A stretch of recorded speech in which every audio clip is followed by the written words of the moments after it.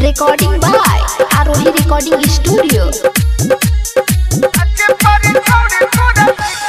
धरा धरा गोली चली बेतिया के चौक मथुरा चौक पर मार दादा चौक पर धरा धरा गोली चली बेतिया के चौक पर नाचे परी छौरी तोरा सिक्सर के नोक पर नाचे परी छौरी तोरा सिक्सर के नोक पर धरा धरा गोली चली बेतिया के चौक पर मैना डर चौक पर बलथर चौक पर धरा धरा गोली चली बेतिया के चौक पर नाचे परी छौरी तोरा सिक्सर के नोक पर नाचे परी छौरी तोरा सिक्सर के नोक पर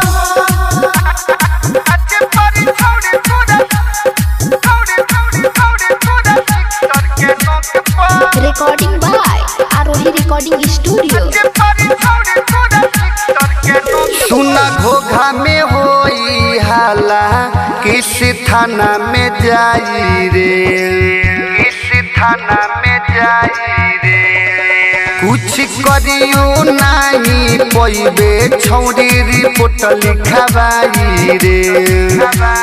ढोरिया छेदाई बई सखावा के चौक पर श्रीपुर चौक पर चांदनी चौक पर ढोरिया छेदाई चनपटिया के चौक पर नाचे परी छौरी तोरा सिक्सर के नोक पर नाचे परी छौरी तोरा सिक्सर के नोक पर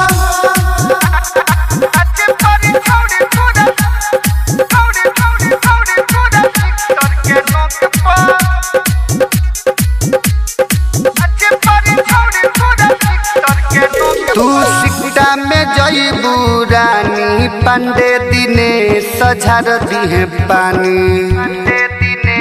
सझार दिहे पानी राइटर विकास से गोरी तोहर बची नहीं जवानी कुछो जना बोलिए जाके सुगहा के चौक पर बाटे चौक पर मधुरिया चौक पर कुछो जना बोलिए जाके कंगली चौक पर नाचे परी छौरी तोरा सिक्सर के नोक पर